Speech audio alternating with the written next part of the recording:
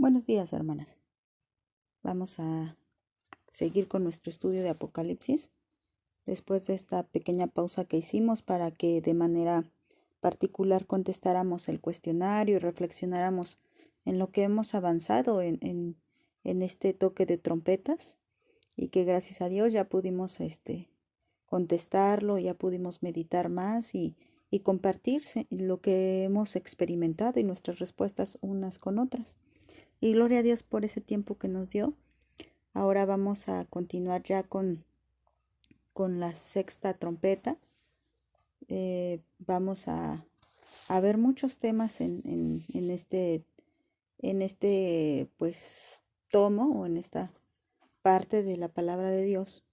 Y aunque totalmente en lo que habla sobre el toque de las trompetas es ahí en Apocalipsis 9 del 13 al 21, ahí vemos específicamente lo que pasa en el toque de la sexta trompeta. No vamos a leer el toque de la séptima trompeta, sino hasta después del capítulo 11, versículo 14. Dentro de todos estos versículos, los temas que vamos a estar leyendo son diversos. Ahorita les doy un pequeño resumen, pero antes de comenzar, vamos a pedirle a Dios su dirección, la ayuda de su Espíritu Santo, para que podamos tener esa sabiduría, esa dirección de Él directamente, para que no nos pierdamos en este estudio y podamos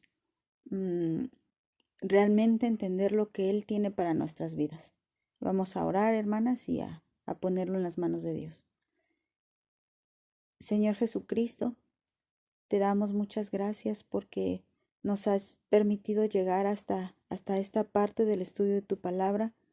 Gracias porque hemos visto tu compañía y tu presencia al ir estudiando y esa revelación que viene de lo alto, Señor, porque sabemos que no se puede interpretar humanamente, sino a través de tu Espíritu Santo.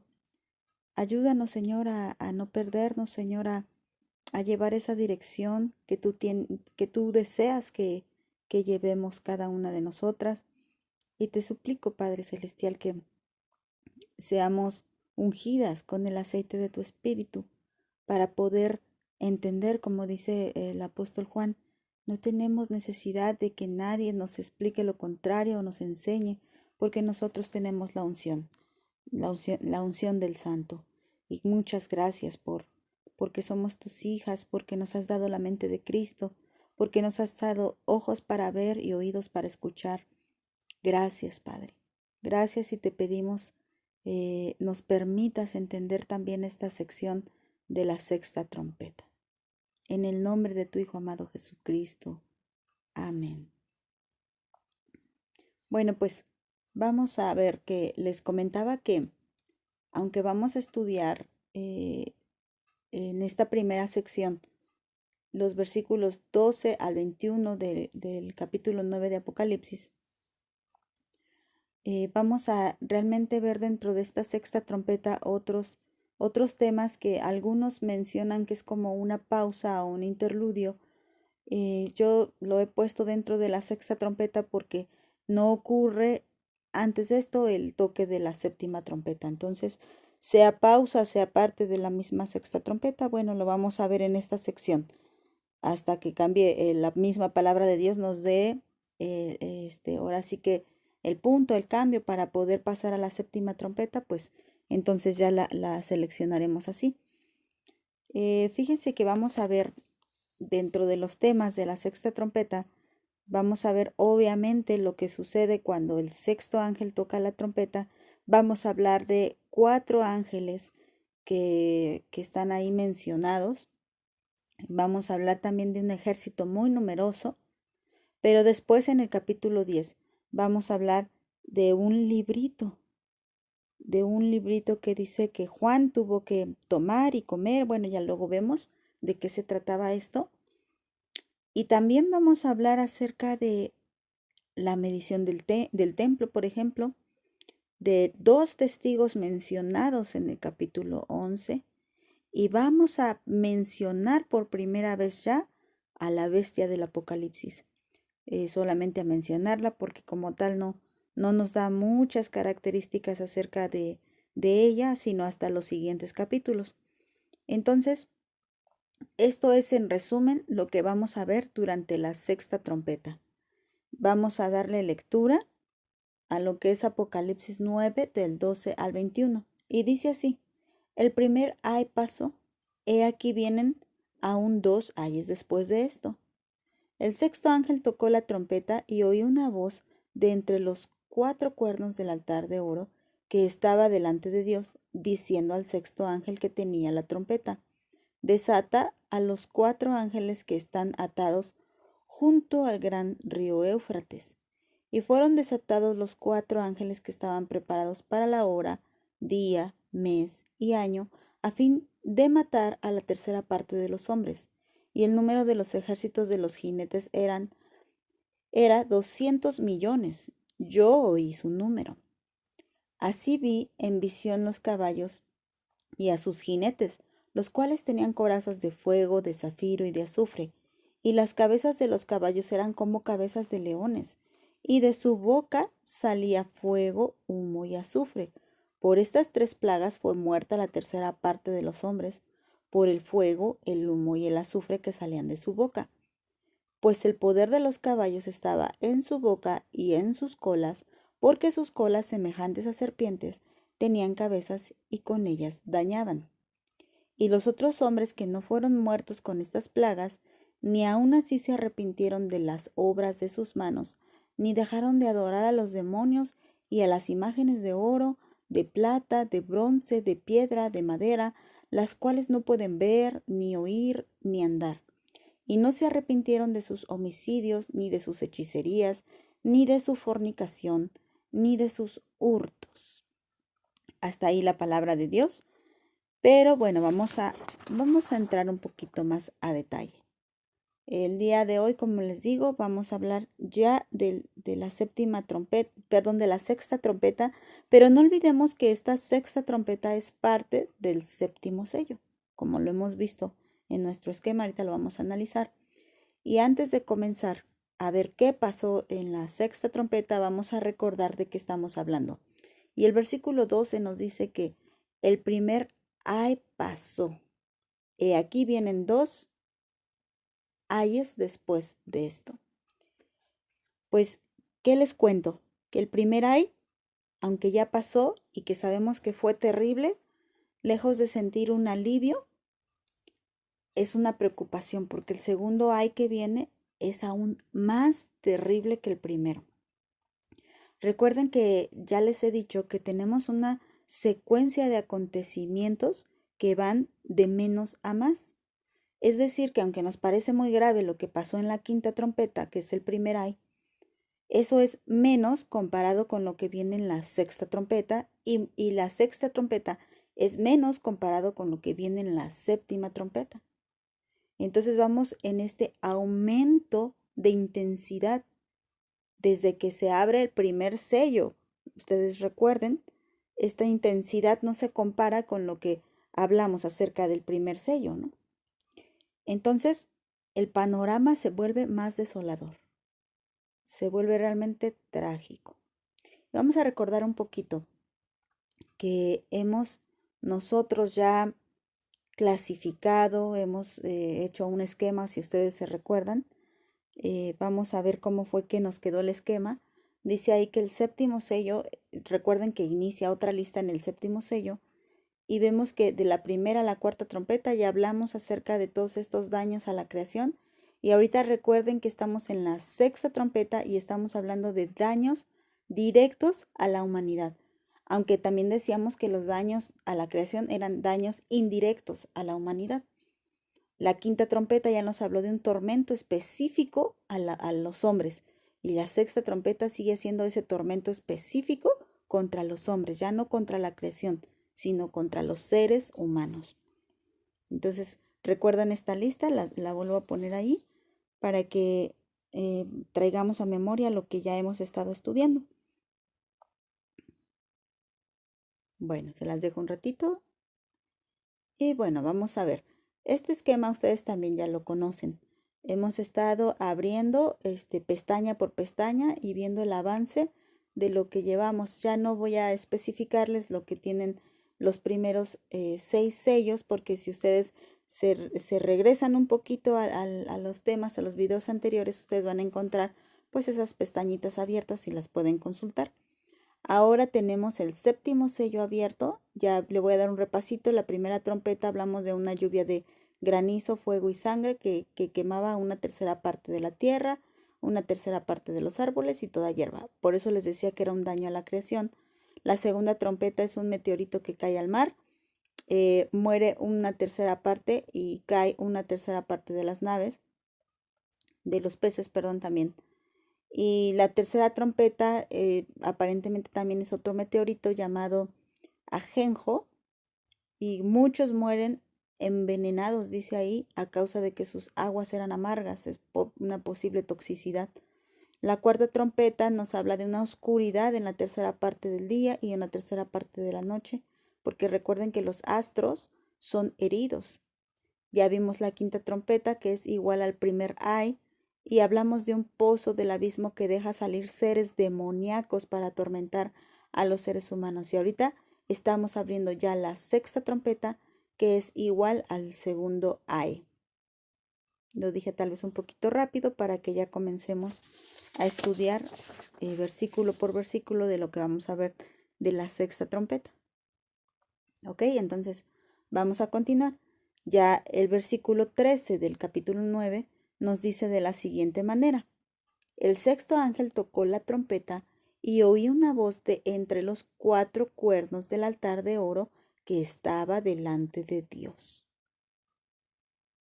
Vamos a meditar aquí también algunas partes de este versículo. Nos dice que el sexto ángel toca la trompeta y ¿qué es lo primero que pasa? Se escucha una voz de entre los 4 cuernos del altar de oro. Antes de que hablemos de esa voz, es necesario que entendamos el simbolismo de estos 4 cuernos del altar de oro. Es importante que recordemos que este altar ya lo hemos estado estudiando, el altar de oro, y este altar lo estudiamos cuando vimos Apocalipsis 8:3, que dice así: y otro ángel vino entonces y se paró ante el altar con un incensario, de oro, y se le dio mucho incienso para añadirlo a las oraciones de todos los santos sobre el altar de oro que estaba delante del trono. ¿Se recuerdan ustedes de este versículo? Bueno, si no lo recuerdan, consulten los otros videos, por favor. Pues versículo lo vimos cuando comenzó el toque de las trompetas. Aquí apenas em, estaba el cielo guardando silencio mientras todo esto ocurría, porque venía un toque de trompetas. Todavía no sonaba ninguna trompeta, pero ya se estaba anunciando que lo que seguía eran las 7 trompetas. Y nos dice que antes de que las 7 trompetas fueran tocadas, un ángel se para delante del altar.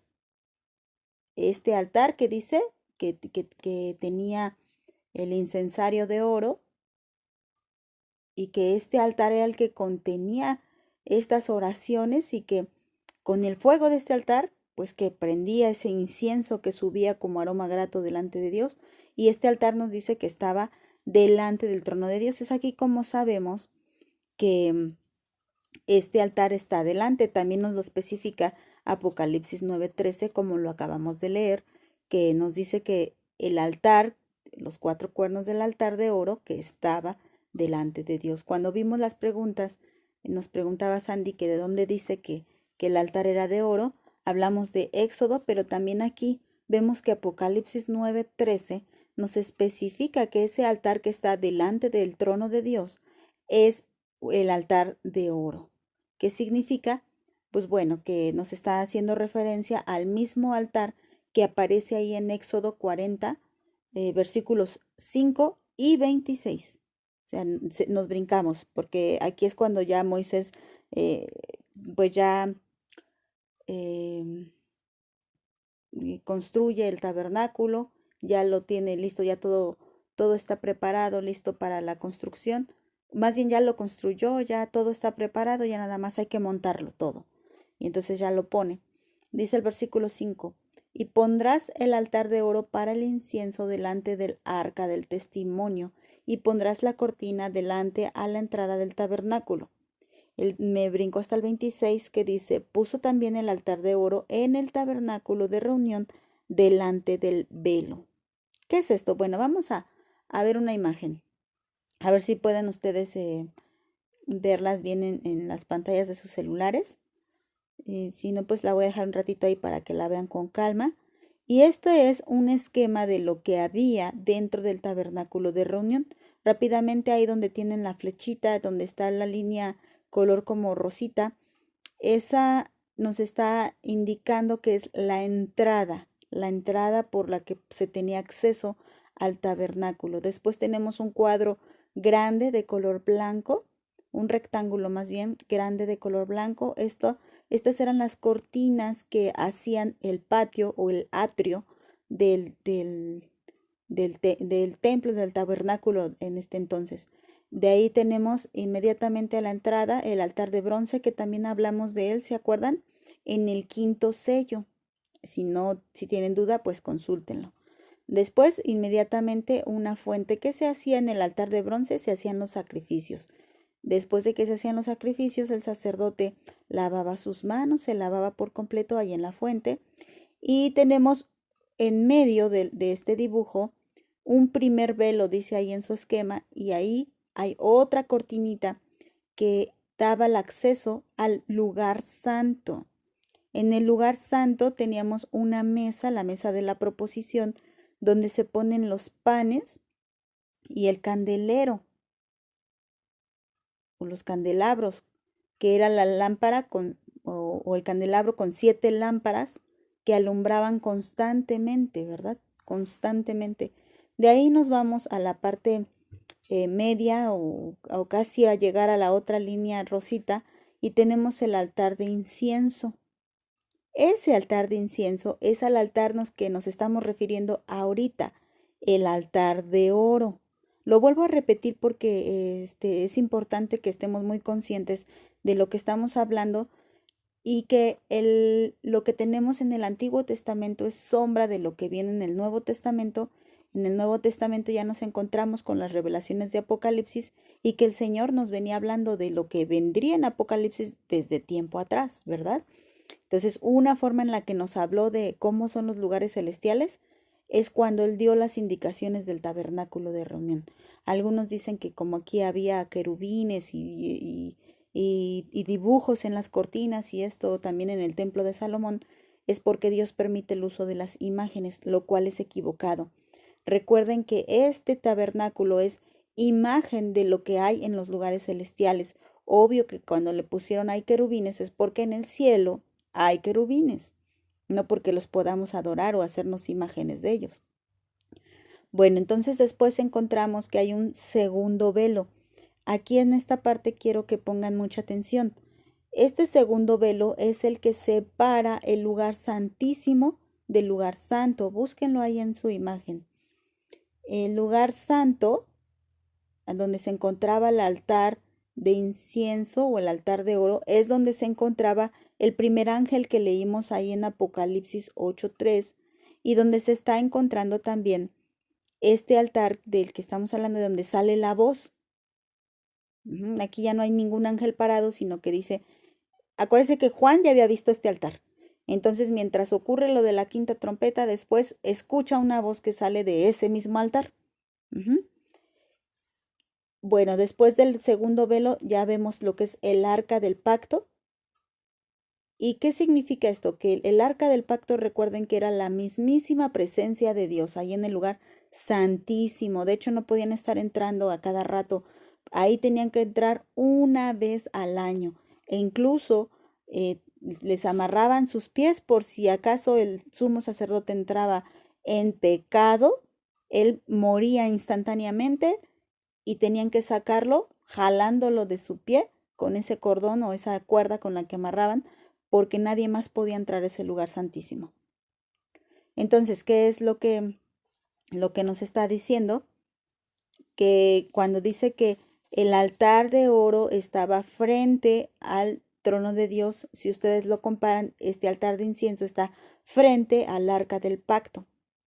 Por eso puse este esquema para que sea un poquito más fácil. En sus estudios, ahí en la página 381, tienen ustedes ahí un dibujo acerca del altar de oro. No lo puse aquí porque ustedes ya lo tienen ahí. Bueno, si pueden consultar ahí sus estudios. El dibujo del del altar de oro es como algo cuadradito, donde tenía una rejita para que se quemara el incienso, y en cada esquina tenía 4 cuernos. Y es importante que veamos el significado de estos 4 cuernos. Bueno, también ya vimos entonces que este altar es de oro, está frente al trono de Dios y que es el mismo altar que contiene el incienso o el fuego para quemar el incienso, que son las oraciones de los santos. Continuemos. Vamos a hablar acerca, ahora sí, del significado simbólico que tiene este altar de oro. Bueno, ya dijimos que como es de oro, representa la pureza y la santidad. En el caso, ¿se acuerdan cuando vimos los 24 ancianos que también tenían sus coronas de oro? También representaba esa pureza y esa santidad, también esa autoridad. Aquí no estamos hablando de coronas, sino estamos hablando de el altar de oro que representa pureza y santidad. También que esté en el lugar santo significa que está delante del trono de Dios, como lo vimos en el esquema anterior. Y nos habla que tiene 4 esquinas y en 4 esquinas tiene 4 cuernos. ¿Qué significa? El 4 ya lo hemos estudiado varias veces en Apocalipsis y nos habla de una plenitud diferente al número 7, parecido pero diferente. ¿Qué quiere decir? Bueno, antes de que pasemos a eso, también nos dice que son 4 cuernos. ¿Y qué representan los cuernos? Los cuernos, siempre que veamos que la Biblia nos habla de cuernos, que vamos a seguir estudiando los cuernos en el Apocalipsis, los cuernos nos hablan de fuerza, de poder. Eso nos está diciendo. Entonces, ¿qué significa que este altar de oro tenga 4 cuernos? Pues nos habla de esta plenitud del poder de Dios. Nos quiere decir que no hay nada más ancho, ni más largo, ni más profundo, ni más alto que el poder y la santidad de Dios. Ahorita vamos a ver este significado. Vamos a continuar. Bueno, ¿de dónde saqué esta medida? De esta ancho, largo, profundo, pues de Efesios capítulo 3, versículo 17 al 19. Les digo que el número 4 habla de una medida, de una plenitud. Pues, ¿qué dice Efesios capítulo 3, versículo 17 al 19? Dice, para que habite Cristo por la fe en sus corazones, a fin de que, arraigados y cimentados en amor, sean plenamente capaces de comprender con todos los santos cuál sea la anchura, la longitud, la profundidad y la altura, y de conocer el amor de Cristo que excede a todo conocimiento, para que sean llenos de toda la plenitud de Dios. Entonces, aquí es donde les digo, ¿qué significa el 4? Plenitud. En este caso, si ustedes ven que cómo se puede medir un objeto, lo podemos medir con los siguientes parámetros: el ancho, lo largo, lo profundo y lo alto. Pues estas medidas nos las ha dado Dios mismo para que entiendamos un poco, no porque tenga un límite, sino porque precisamente es sin límite. Cuando hablamos de Dios, ¿se acuerdan de ese canto que el amor de Dios es maravilloso? Luego dice, tan ancho que no puedo estar afuera de él. ¿Sí se acuerdan de este canto? Bueno, pues ese canto tiene mucha razón, porque efectivamente no hay límite para el amor de Dios. Y precisamente eso es lo que nos está diciendo Efesios 3, 17 al 19. Dice aquí Pablo dice que él espera que nosotros seamos capaces de comprender cuál es la anchura, la longitud y la profundidad y la altura, y de conocer el amor de Cristo. O sea, nos está diciendo, conozcan la plenitud del amor de Cristo. ¿Y cuál es esa plenitud? Pues que no tiene límite. Entonces, por eso les decía que el número 4 significa plenitud y que tenga 4 cuernos, el altar de oro significa, recuerden que los cuernos son poder, significa que no hay nada más ancho, ni más largo, ni más profundo, ni más alto que el poder y como es de oro, la santidad de Dios. Esto nos está diciendo que significan los 4 cuernos del altar de oro. Ajá, y recordemos que este altar pues es lo más cercano al trono de Dios. El altar es el lugar donde podía el sumo sacerdote quemar el incienso, es decir, llevar las oraciones. Por eso nosotros tenemos acceso al lugar santísimo, ya no aquí físicamente, pero sí en los lugares celestiales. Cuando nosotros llevamos esas oraciones puras, también hemos estudiado eso, que al Señor, el Señor dijo claramente que no se preparara un incienso semejante a ese o con especias aromáticas extrañas, porque el Señor lo iba a desechar totalmente, e incluso cuando alguien ofreció incienso extraño, murió inmediatamente. Eso lo vemos ahí en el libro de Éxodo. Pero cuando nos está diciendo que lo más cercano a Dios, al trono de Dios, es cuando tú estás en comunión, en oración. Y cuando tú estás en oración, puedes experimentar y conocer, como nos está diciendo Pablo, esta plenitud de Dios que es ancha, larga, profunda y alta, que nada se puede comparar a ello. No hay nada más ancho, no hay nada más largo, no hay nada más profundo, ni hay nada más alto que el amor y el poder y la santidad de Dios. Es que cuando hablamos de Dios, estamos hablando de lo más excelso que existe. Bueno, continuemos. Entonces, nos dice otra vez Apocalipsis 9:13, el sexto ángel tocó la trompeta y recalqué ahí con amarillo. Y oí una voz, esto es importante, les dije que íbamos a regresar a esa voz. Y oí una voz de entre los 4 cuernos del altar de oro que estaba delante de Dios. ¿De quién es esa voz? ¿De quién se imaginan ustedes?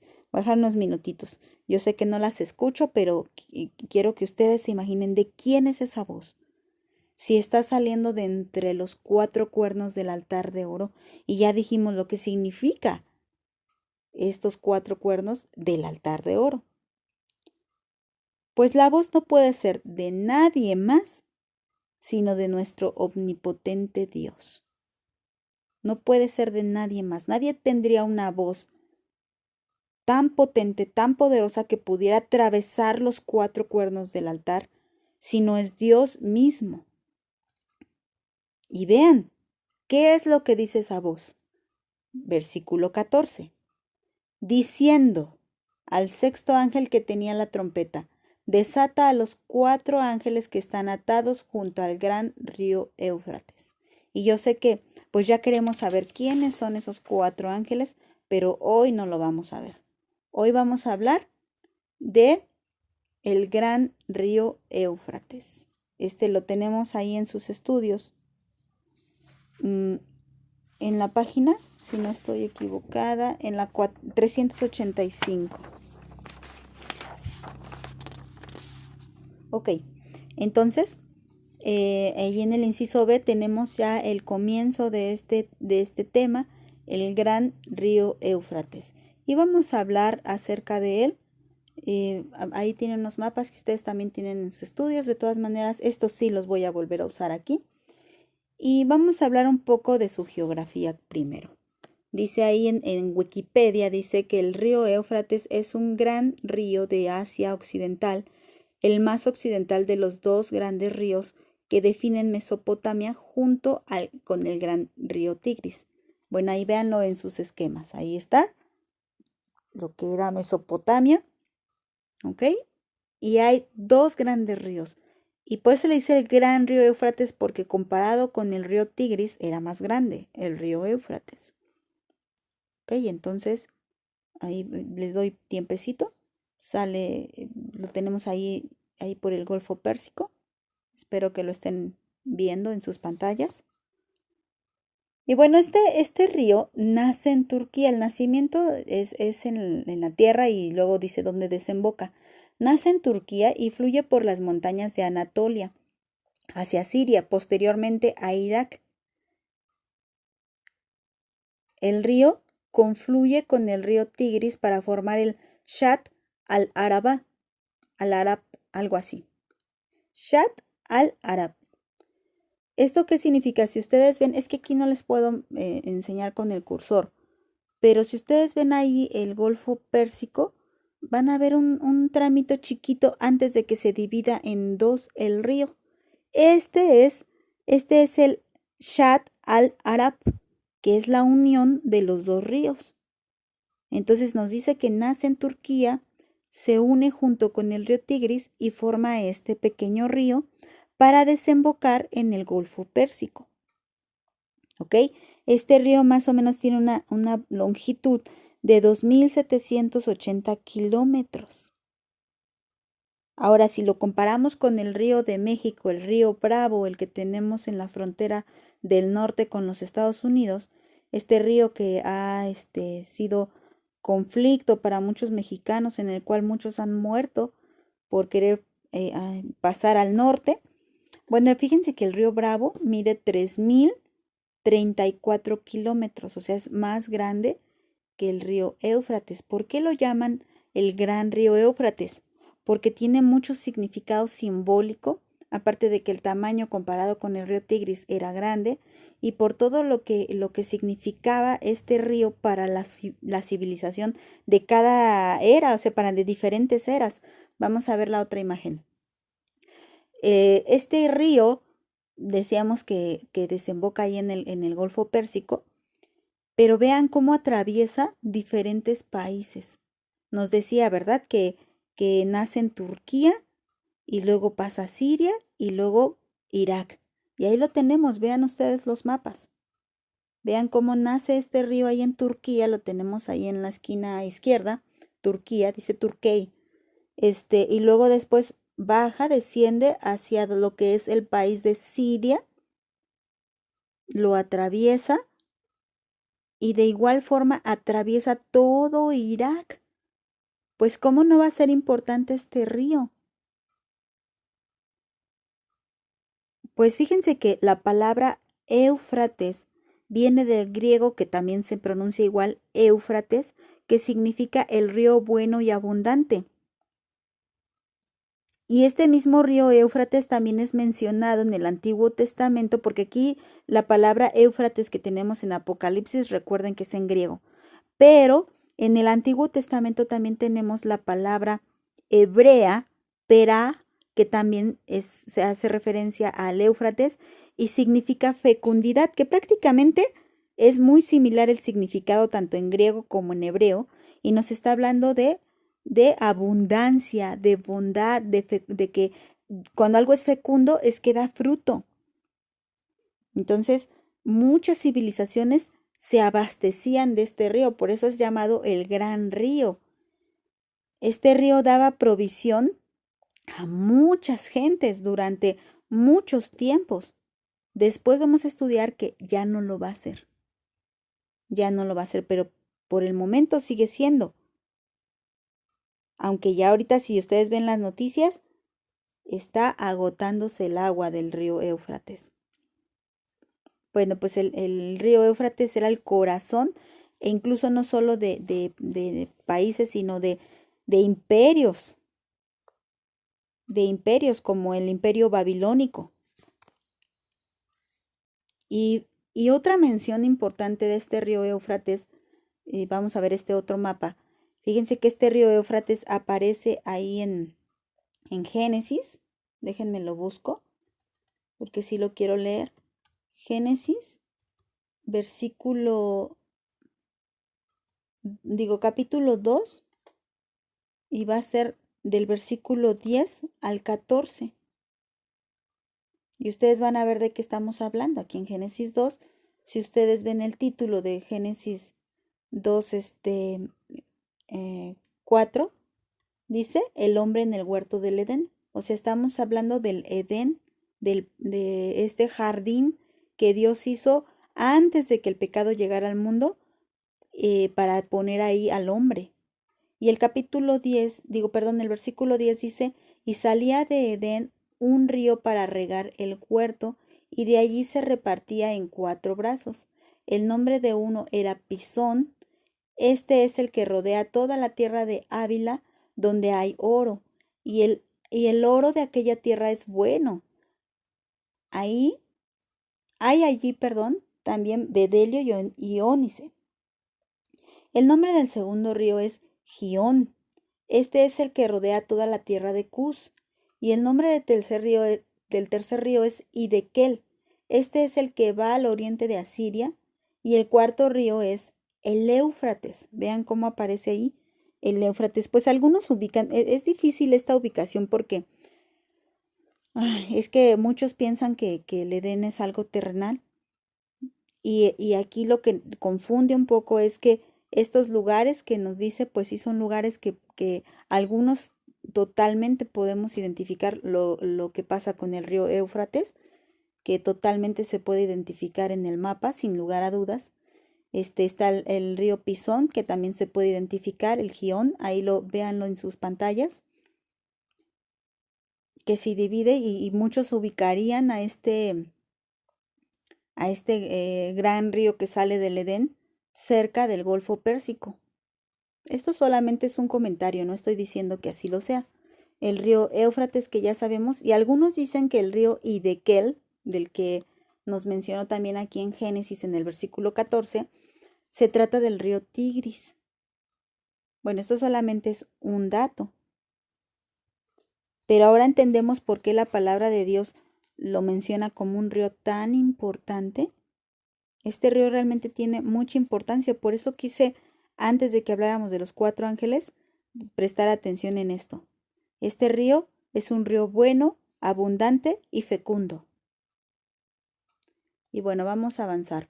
También la palabra de Dios nos dice que el río Éufrates servía como límite para marcar una frontera. ¿La frontera de cuál? De la tierra prometida. Dios prometió a Abraham esta tierra y él se la menciona precisamente ahí nuevamente en el libro de Génesis, pero en el capítulo 15 del versículo 18 al 21. También le voy a darle lectura si ustedes quieren acompañarme y buscar esta cita. Estaría muy bien. Dice aquí, en aquel día hizo Jehová un pacto con Abraham, diciendo, a tu descendencia daré esta tierra, desde el río de Egipto hasta el río grande, el río Éufrates, la tierra de los ceneos, los ceneseos, los cadmoneos, los seteos, los fereceos, los refaitas, los amorreos, los cananeos, los gergeseos y los jebuseos. Entonces nos está diciendo que el río Éufrates también servía como nosotros, el río Bravo, servía como frontera. Y se delimitaba el territorio de la tierra prometida desde el gran río Éufrates hasta el río de Egipto, que es igual al río Nilo, que también en la serie hemos estado hablando de ese río Nilo, ¿verdad? Entonces ahí en sus pantallas tienen ustedes, como dice la palabra de Dios, que el Señor le prometía el territorio primero, dice, ¿de qué? De los ceneos. Está ahí en otro idioma, pero ahí se encuentra también este territorio de los ceneos. Les doy tiempo para que lo vean. En fin, en todos estos pueblos eran cananeos. Los ceneseos, los cadmoneos, los heteos o los hititas, los fereceos, búsquenlo ahí en sus pantallas, los refaitas, los amorreos, los cananeos, los gergeseos y los jebuseos. Pues todo ese territorio es el que Dios le promete a Abraham que lo daría a sus descendencias, a sus siguientes generaciones. Entonces, este río es importante, es muy importante. Por eso les quise dar estos datos para que veamos la importancia de este río y lo importante de esta señal profética que tenemos aquí en Apocalipsis 9. Pues Dios utilizó de muchas formas, me voy a regresar tantito, Dios utilizó de muchas formas este río. Ya vimos que él mismo lo utilizó para decirle a Abraham que esta iba a ser la frontera. Y así fue, se cumple, esto lo vemos ahí en Primera de Reyes, capítulo 4, 24, no lo voy a leer, ustedes léanlo, lo tienen también ahí en sus estudios, ya en la página 386. Y dice que también luego porque el pueblo de Dios se aparta de los mandamientos de Dios, también una parte de las consecuencias es que el Señor los esparciera más allá del río Éufrates, más allá de sus límites. Acuérdense que el ser llevados cautivos fue parte de la consecuencia de este gran pecado del pueblo de Dios, de haberse apartado, de haber dejado a su Dios. Eso lo vemos en Primera de Reyes 14:15. Después Dios promete a través del profeta Isaías el regresarlos nuevamente del otro lado del río Éufrates, y eso lo vemos ahí en Isaías 27 del 11 al 13. Y también fue utilizado este río como una profecía de advertencia para el pueblo de Israel mientras ellos seguían en su desobediencia, y el profeta Jeremías lo utilizó en varias ocasiones, por orden de Dios, claro. Y aunque tenemos ahí varias citas, 3 citas ahí en su estudio, Jeremías 2:18, Jeremías 13:4 al 7 y Jeremías 51:63, vamos a leer solamente una, que sería Jeremías 13 del 4 al 7. Y vamos a ver esta señal que Dios le da al profeta Jeremías en cuanto al río. Por eso quiero que lo leamos para que veamos qué tan importante es este río. Dice: toma el cinto que compraste, que está sobre tus lomos, y levántate y vete al Éufrates, y escóndelo allá en la hendidura de una peña. Y fui pues, y lo escondí junto al Éufrates, como Jehová me mandó. Fíjense, estaba escondido junto al Éufrates, este cinto que le pidió Dios que escondiera. Y sucedió que después de muchos días me dijo Jehová: levántate y vete al Éufrates y toma de allí el cinto que te mandé esconder allá. Entonces fui al Éufrates y cavé y tomé el cinto del lugar de donde lo había escondido. Y he aquí que el cinto se había podrido, para ninguna cosa era bueno. Y esta señal es muy similar a la que estamos viendo aquí en Apocalipsis. Dios le dice que esconda por un tiempo este cinto, que la esconda por un tiempo ahí junto al río Éufrates. Y luego le dice: bueno, ya la escondiste junto al Éufrates por un tiempo. Entonces ve y sácalo para ver cómo quedó el cinto. Dice la palabra de Dios en el versículo 8. Y vino a mí palabra de Jehová diciendo: así ha dicho Jehová, así haré podrir la soberbia de Judá y la mucha soberbia de Jerusalén. O sea, el Señor estaba diciendo que por causa de su pecado, Él había dado esta señal al profeta Jeremías. Y lo mismo nos está diciendo hoy. ¿Qué ocasionó lo que viene en el toque de la sexta trompeta? Bueno, y de las anteriores, pero ya estamos en la sexta. El mucho pecado y la mucha soberbia de la gente. Y tal como este cinto está podrido, así también está podrida la condición de la gente, de las personas. Ahora, este cinto fue escondido junto al río Éufrates. Si avanzamos un poquito, más bien si recordamos un poquito lo que dice Apocalipsis 14, dice: diciendo al sexto ángel que tenía la trompeta: desata a los 4 ángeles que están atados junto al gran río Éufrates. ¿Cómo crees que estén estos 4 ángeles que después vamos a hablar de ellos si llevan un rato ahí escondidos junto al gran río Éufrates? Dios los metió ahí como Jeremías metió el cinto junto al río Éufrates. Dios ató a estos 4 ángeles junto al río Éufrates y ahora va a llegar un momento en que dice el Señor, ya, desátalos. La siguiente clase hablaremos de estos 4 ángeles, pero les dejo este comentario para que lo mediten. ¿Cómo estarán estos 4 ángeles? Que podemos comparar con esta profecía del profeta Jeremías y esta orden que se le da y que dice el Señor, así como está podrido este cinto, así está podrida la humanidad. Bueno, aquí habla directamente de Judá, pero así está podrida la humanidad. Y algo importante, fíjense que el Éufrates ha servido como una señal para el pueblo de Israel. Es muy probable que esta señal comience con el pueblo de Israel, aunque sabemos que ya pasó el sello de los 144,000, gente específicamente en la que el Señor puso el sello de Dios para que fueran guardados de todos estos juicios, que sí están en la tierra, pero ellos están siendo guardados de todos estos juicios. Pero va a haber gente que no. Y la señal es para ellos. El juicio es para ellos. Así que el que estos 4 ángeles estén escondidos junto al gran río Éufrates no significa otra cosa más que una mala señal. El río Éufrates delimitaba la frontera para que del otro lado estaban ya pueblos extraños.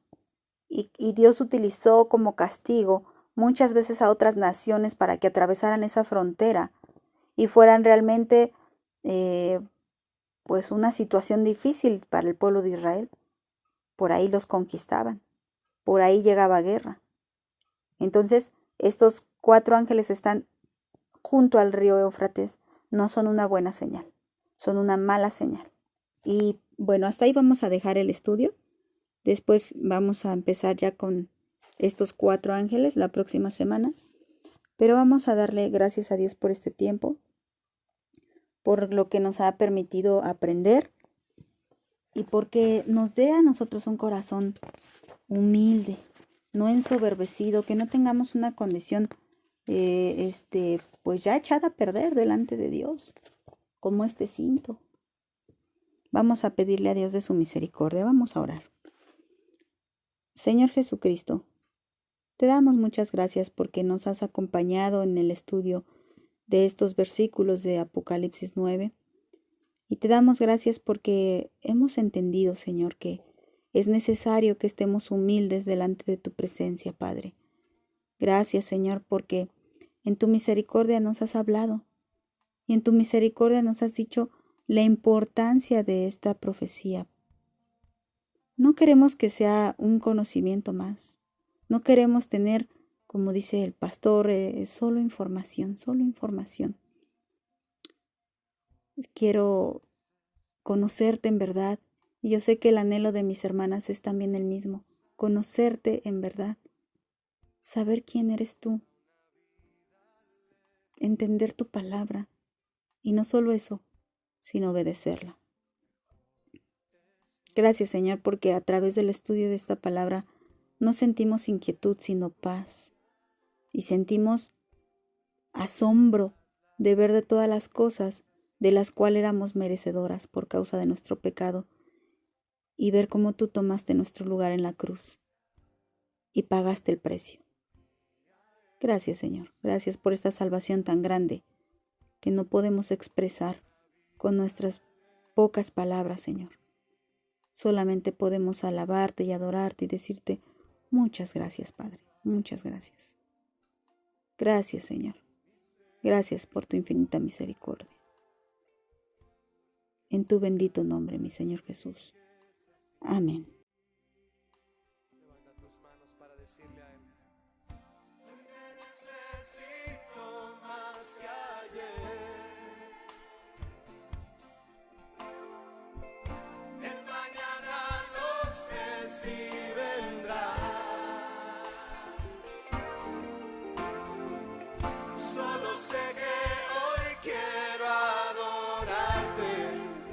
contemplar la belleza de tu santidad. Hoy te necesito, Señor, hoy te necesito más que ayer. El mañana no sé si vendrá, solo sé que hoy quiero adorarte y contemplar la belleza de tu santidad.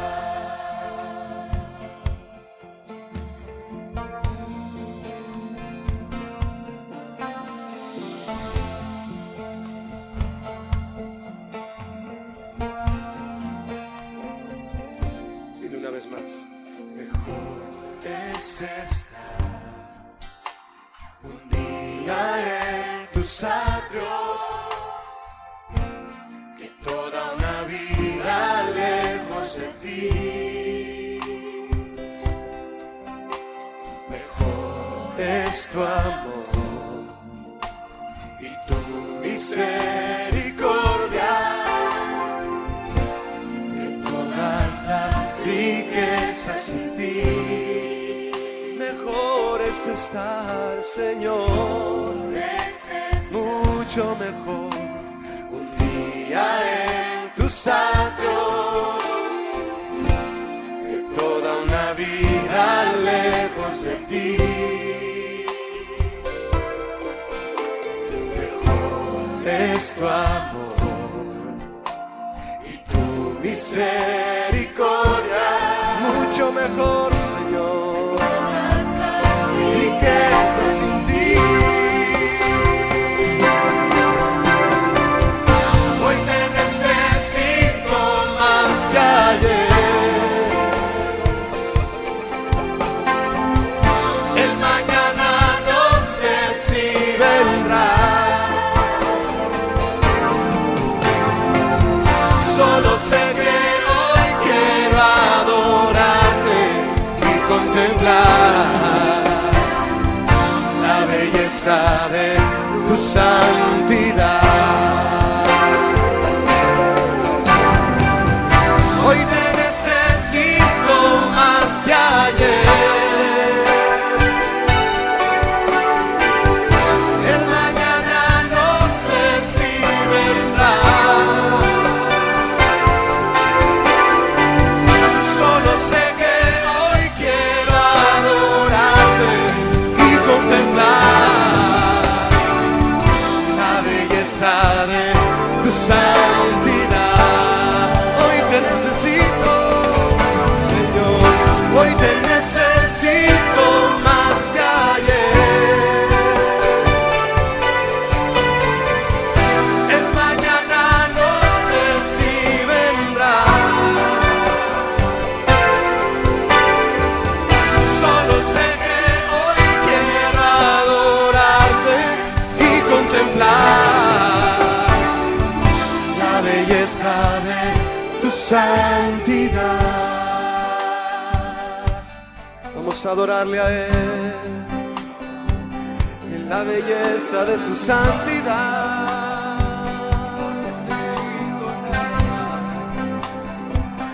La hermosura de su santidad. Él es nuestro Dios, Él es Jesús, el único digno, el único digno. Oh, a ti te necesito, Señor, a ti te necesito, a ti te necesito,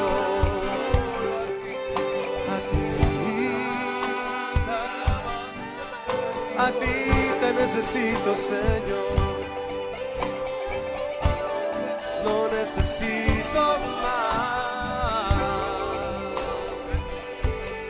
no necesito más. Oh, no, no necesito más. Oh, no. necesito más. Oh, no necesito más. Oh, no. Hoy te necesito más que ayer. El mañana no sé si vendrá. Solo sé que hoy quiero adorarte y contemplar la belleza de tu santidad.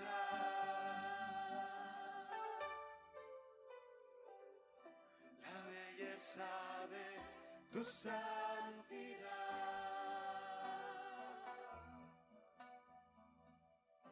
La belleza de tu santidad.